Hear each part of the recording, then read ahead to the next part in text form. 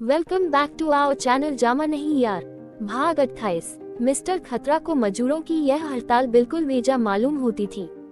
उन्होंने हमेशा जनता के साथ मिले रहने की कोशिश की थी। वह अपने को जनता का ही आदमी समझते थे।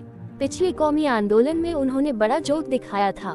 जिले के प्रमुख नेता रहे थे, 2 बार जेल गए थे और कई हजार का नुकसान उठाया था।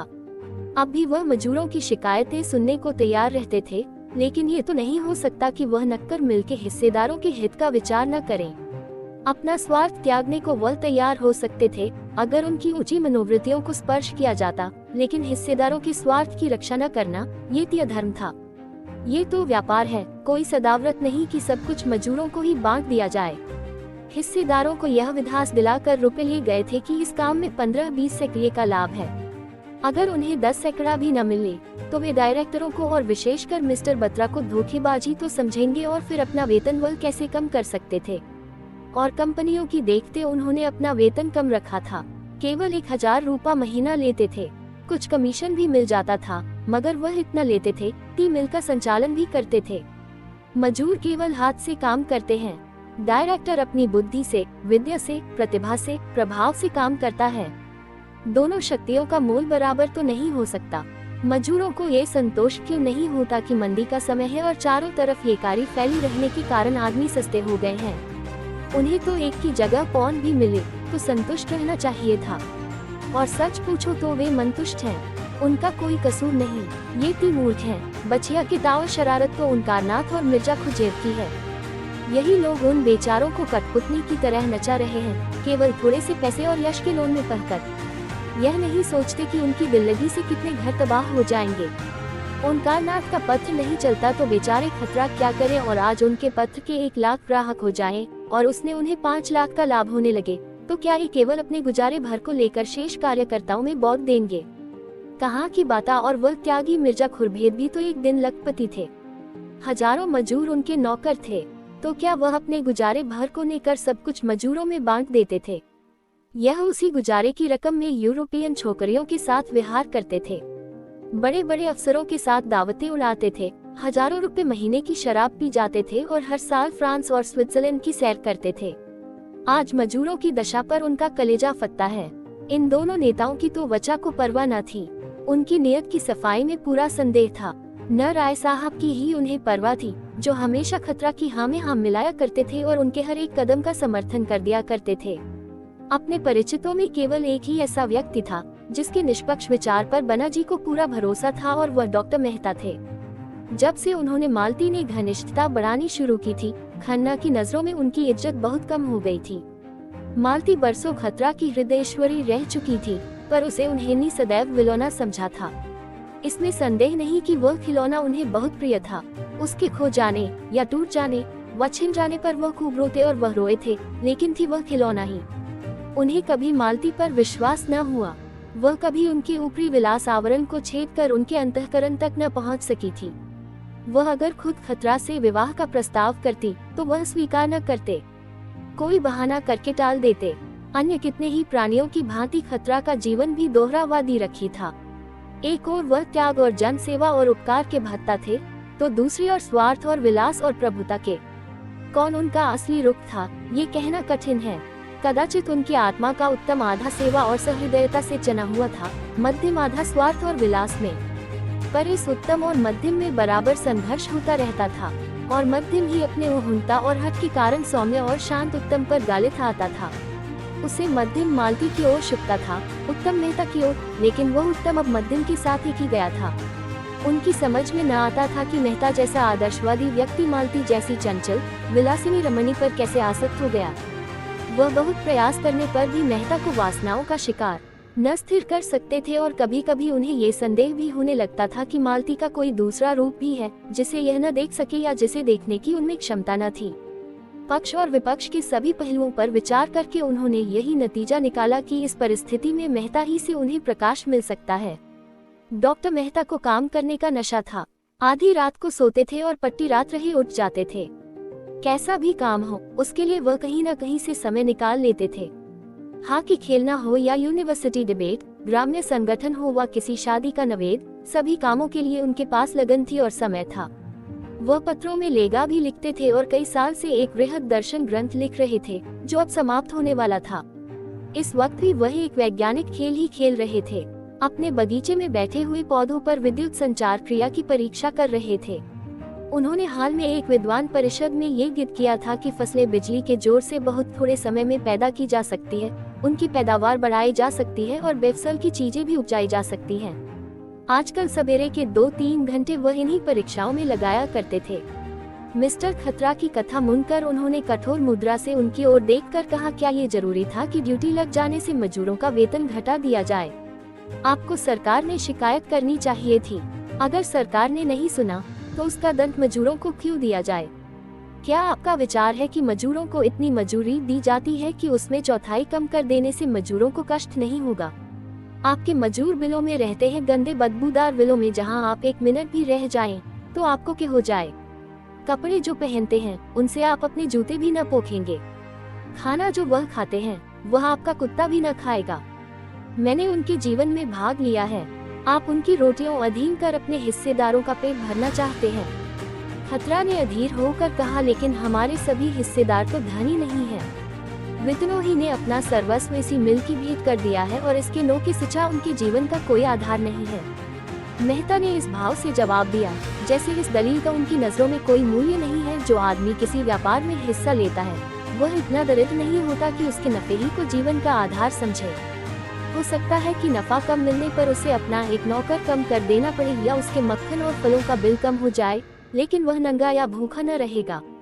जो अपनी जान पाते हैं उनका हक उन लोगों से ज्यादा है जो केवल रूपा लगाते हैं। वही चाक पंडित ओंकारनाथ ने कही थी। मिर्जा सुरजीत ने भी यही मलाह दी थी। यहाँ तक कि गोविंदी ने भी मजदूरों ही का पक्ष लिया था, पर खन्ना जी ने उन लोगों की परवाह न की थी। लेकिन मेहता के मुंह से वही बात सुनकर यह प्रभावित हो गए।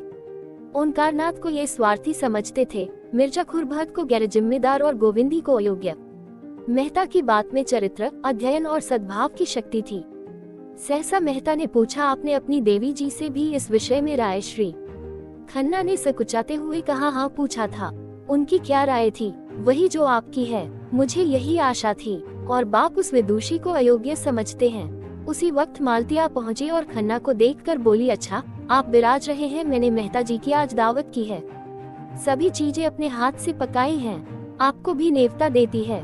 गोविंदी देवी से आपका यह अपराध क्षमा करा दूंगी। खतरा को फतूहल हुआ। अब मालती अपने हाथों से खाना पकाने लगी है। मालती, वही मालती जो खुद कभी अपने जूते न पहनती थी, जो खुद कभी बिजली का बटन तक न दबाती थी। विलास और विनोद ही जिसका जीवन था।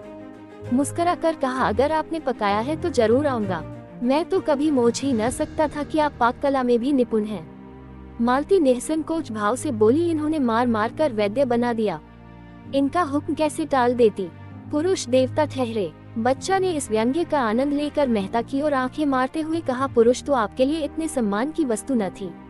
मालती झेमती नहीं। इस संकेत का आशय समझकर जोश भरे स्वर में बोली, लेकिन अब हो गई हूँ, इसलिए कि मैंने पुरुष का जो रूप अपने परिचितों की परिधि में देखा था उससे ये कहीं सुंदर है। पुरुष इतना सुंदर, इतना कोमल हृदय। मेहता ने मालती की जोर दीन भाव से देखा और बोले, नहीं मालती, मुझ पर दया करो, नहीं मैं यहाँ से भाग जाऊँ न्या। इन दिनों जो कोई मालती से मिलता बहुत से मेहता की तारीफों के पुल बांध देती, जैसे कोई नवदीक्षित अपने नए विश्वासों का बिंदुरा पीटता फिरे। सुरुचि का ध्यान भी उसे न रहता और बेचारे मेहता दिल में कट कर रह जाते थे। ये कड़ी और कड़वी आलोचना तो बड़े शीत से सुनते थे, लेकिन अपनी तारीफ सुनकर जैसे बेवकूफ बन जाते थे। मुंह जरा सा निकल आता था जैसे कोई फवती कसी गई हो। और मालती उन औरतों में न थी जो भीतर रह सके। वह बाहर ही रह सकती थी, पहले भी और अच्छा भी, व्यवहार में भी, विचार में भी। मन में कुछ रखना वह न जानती थी। जैसे एक अच्छी साटरी पाकर वह उसे पहनने के लिए अधीर हो जाती थी, उसी तरह मन में कोई सुंदर भाव आए तो यह उसे प्रकट किए बिना चैन न पाती थी। मालती ने और समीप आकर उनकी पीठ पर हाथ रखकर मानो उनकी रक्षा करते हुए कहा, अच्छा भागो नहीं, अब कुछ न कहूंगी। मालूम होता है तुम्हें अपने निंदा ज्यादा पसंद है, तो निंदा ही सुनो खतरा जी। यह महाशय मुझ पर अपने प्रेम का जाल। शंकर मिल की चिमनी यहाँ से साफ नजर आती थी। खतरा ने उसकी तरफ देखा। वह चिमनी खन्ना के कीर्ति स्तंभ की भांति आकाश में सिर उठाए बाहरी थी। बत्रा की आंखों में अभिमान चमक उठा। इसी वक्त उन्हें मिल के दफ्तर में जाना है। यहाँ डायरेक्टरों की एक अर्जेंट मीटिंग करनी होगी और इस परिस्थिति को उन्हें समझाना होगा और इस समस्या को हल करने का उपाय भी बतलाना होगा। मगर चिमनी के पास यह धुआं कहीं से उठ रहा है। देखते देखते सारा आकाश बैलून की भांति धुएं से भर गया। सबों ने सशंक होकर उधर देखा, कहीं आग तो नहीं लग गई। आग ही मालूम होती है। सहसा सामने सड़क पर हजारों आदमी मिल की तरफ दौड़े जाते नजर आए। बत्रा ने खड़े होकर जोर से पूछा, तुम लोग कहाँ दौड़े जा रहे हो? एक आदमी ने रुककर कहा, अजी लहुर मिल में आग लग गई, आप देख नहीं रहे हैं। खतरा ने मेहता की ओर देखा और मेहता ने खन्ना की ओर। मालती दौड़ी हुई बैंगले में गई और अपने जूते पहनाई। अफसोस और शिकायत करने का अवसर न था। किसी के मुंह से एक बात न निकली। खतरे में हमारी चेतना अंतर्मुखी हो जाती है। बत्रा की कार खड़ी ही थी।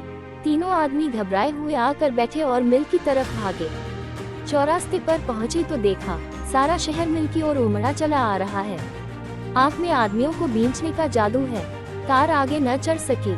मेहता ने पूछा, आप बीमा तो करा लिया था ना? बत्रा ने लंबी सांस खींचकर कहा, कहाँ भाई, अभी तो लिखा पढ़ी हो रही थी। क्या जानता था ये आफत आने वाली है। कार नहीं राम आगरे छोड़ दी गई और तीनों आदमी भीड़ चीरते हुए मिल के सामने जा पहुँचे। देखा तो बगरी का एक सागर आकाश में उमड़ रहा था। अग्नि की उन्मत्त लहरें एक पर एक, दांत पिसती थी, जीभ लपलपाती थी, जैसे आकाश को भी निगल जाएंगी। उस अतरी समुद्र के नीचे ऐसा धुआं छाया था मानो सावन की पटाफानियों में नहाकर नीचे उतर आए हो। उसके ऊपर जैसे आग का भरभराता हुआ उबलता हुआ हिमाचल बहा था।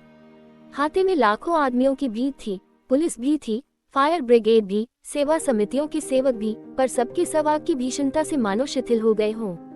फायर ब्रिगेड के छींट उस अग्नि सफर में जाकर जैसे बुझ जाते थे। ईंटें जल रही थीं, लोहे के गाद जल रहे थे और पिघली हुई शंकर के परनाले चारों तरफ बह रहे थे। और तो और जमीन से भी ज्वाला निकल रही थी।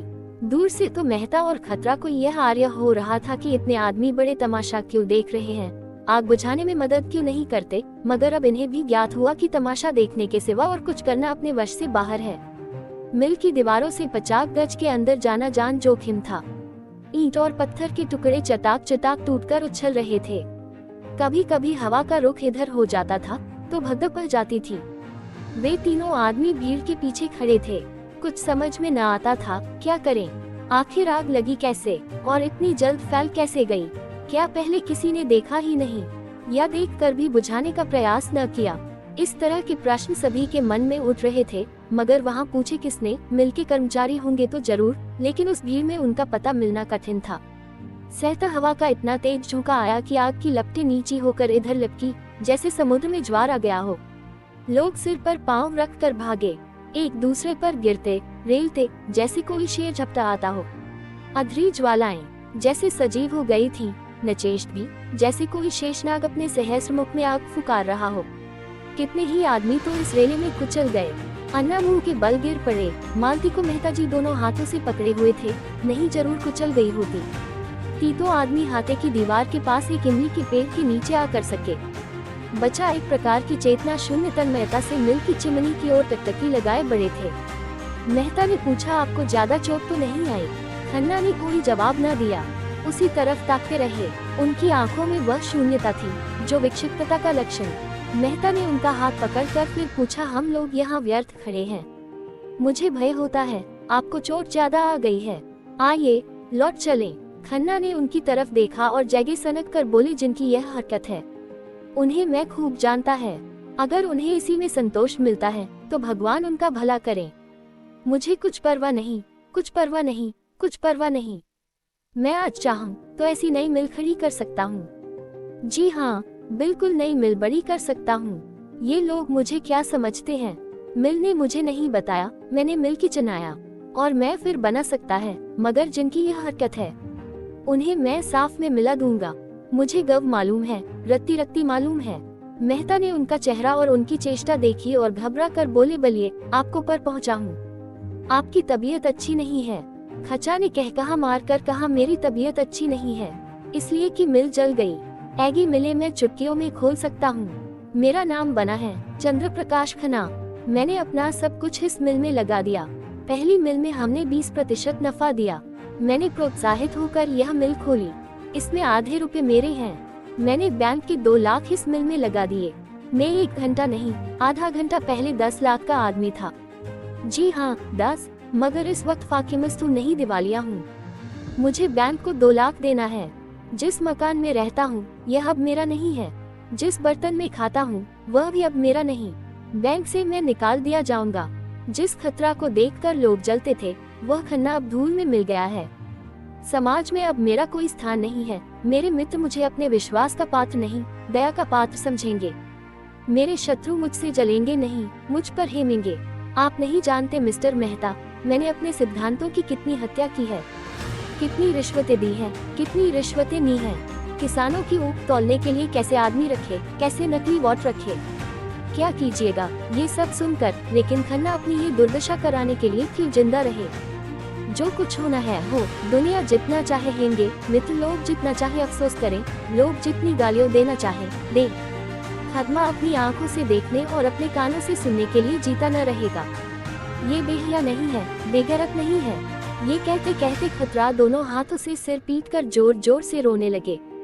मेहता ने उन्हें छाती से लगाकर दूषित स्वर में कहा, बत्रा जी जरा धीरज से काम लीजिए। आप समझदार होकर दिल इतना छोटा करते हैं। दौलत से आदमी को जो सम्मान मिलता है वह उसका सम्मान नहीं, उसकी दौलत का सम्मान है। आप निर्धन रहकर भी मित्रों के विश्वास पात्र रह सकते हैं और शत्रुओं के भी, बल्कि तब कोई आपका शत्रु रहेगा ही नहीं। आइए पर चलें, जरा आराम कर लेने से आपका चित्त शांत हो जाएगा। बझा ने कोई जवाब न दिया। तीनों आदमी चौरास्ते पर आए। कार बड़ी थी। 10 मिनट में खन्ना की कोठी पर पहुंच गए। बख्शा ने उत्तर कर शांत स्वर में कहा, कार आप ले जाएं, अब मुझे इसकी जरूरत नहीं है। मालती और मेहता भी उतर पड़े। मालती ने कहा, तुम चलकर आराम से लेटो, हम बैठे गपशप करेंगे। पर जाने की तो ऐसी कोई जल्दी नहीं है। बझा ने कृतज्ञता से उसकी ओर देखा और करुण कंठ से बोले, मुझसे जो अपराध हुए हैं उन्हें क्षमा कर देना मालती। तुम और मेहता, बस तुम्हारे सिवा संसार में मेरा कोई नहीं है। मुझे आशा है तुम मुझे अपनी नजरों से न गिराओगी। शायद 10-5 दिन में यह कोठी भी छोड़नी पड़े। किस्मत ने कैसा धोखा दिया। मेहता ने कहा, मैं आपसे सच कहता हूँ खतरा जी, आज मेरी नजरों में आपकी जो इज्जत है वह कभी न थी। तीनों आदमी कमरे में दाबिन हुए। द्वार खुलने की आहट पाते ही गोविंदी भीतर से आकर बोली, क्या आप लोग वहीं से आ रहे हैं? महाराज तो वही बुरी खबर लागा है। खदमा के मन में ऐसा प्रचल न रुकने वाला तूफानी आवेग उठा कि गोविंदी के चरणों पर गिर पड़े और उन्हें आंसुओं से धो दे। भारी गले से बोले, हूँ प्रिय, हम तबाह हो गए। उनकी निर्जीव निराताहत आत्मा सांत्वना के लिए विकल हो रही थी। सच्ची लेह में डूबी हुई सांत्वना के लिए, उस रोगी की भांति जो जीवन सूत्र क्षीण हो जाने पर भी वैद्य के मुख की ओर आशा भरी आंखों से ताक रहा हो। यही गोविंदी जिस पर उन्होंने हमेशा जुल्म किया, जिसका हमेशा अपमान किया, जिससे हमेशा बेवफाई की, जिसे सदैव जीवन का भार समझा, जिसकी मृत्यु की सदैव कामना करते रहे, वही इस समय जैसे अंचल में आशीर्वाद और मंगल और अभलिये उन पर वार रही थी, जैसे उन चरणों में ही उसके जीवन का स्वर्ग हो, जैसे ही उनके अभागे मस्तक पर हाथ रख कर ही उनकी प्राणहीन धमनियों में फिर रक्त का संचार कर देगी। मन की इस दुर्बल दशा में, घोर विपत्ति में, मानो यह उन्हें कंठ से लगा लेने के लिए खड़ी थी। नौक पर बैठे हुए जन विहार करते समय हम जिन चट्टानों की घातक समझते हैं और चाहते हैं कि कोई इन्हें खोद कर फेंक देता, उन्हीं से नौक टूट जाने पर हम चिमट जाते हैं। गोविंदी ने उन्हें एक सोफा पर बैठा दिया और लेह कोमल स्वर में बोली, तो तुम इतना दिल छोटा क्यों करते हो? धन के लिए जो सारे पापों की जड़ है, उस धन से हमें क्या सुख था? सवेरे से आधी रात तक एक न एक झंझट आत्मा का सरवना था। लड़के तुमसे बात करने को तरस जाते थे, तुम्हें संबंधियों को पत्र लिखने तक की फुर्सत न मिलती थी। क्या वही इज्जत थी? हाँ थी, क्योंकि दुनिया आजकल धन की पूजा करती है और हमेशा करती चली आई है। उसे तुमसे कोई प्रयोजन नहीं।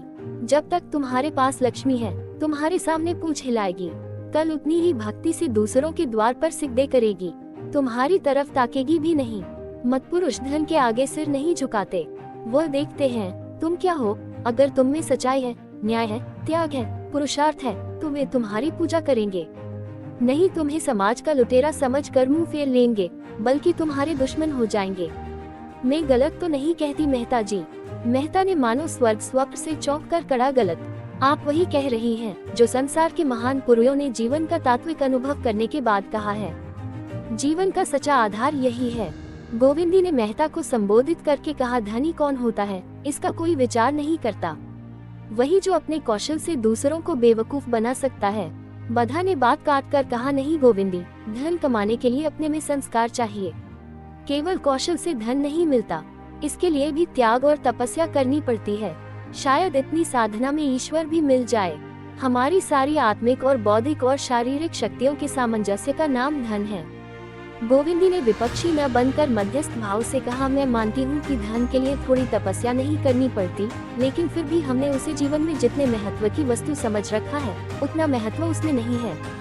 मैं तो खुश हूँ कि तुम्हारे सिर से यह बोझ टला। अब तुम्हारे लड़के आदमी होंगे, स्वार्थ और अभिमान के पुतले नहीं। जीवन का मुख दूसरों को सुखी करने में है, उनको लूटने में नहीं। बुरा न मानना, अबज तक तुम्हारे जीवन का अर्थ था आत्म सेवा, भोग और विलास। दैव ने तुम्हें उस साधन से वंचित करके तुम्हारे ज्यादा ऊंचे और परिश जीवन का रास्ता खोल दिया है। ये सिद्धि प्राप्त करने में अगर कुछ कष्ट भी हो तो उसका स्वागत करो।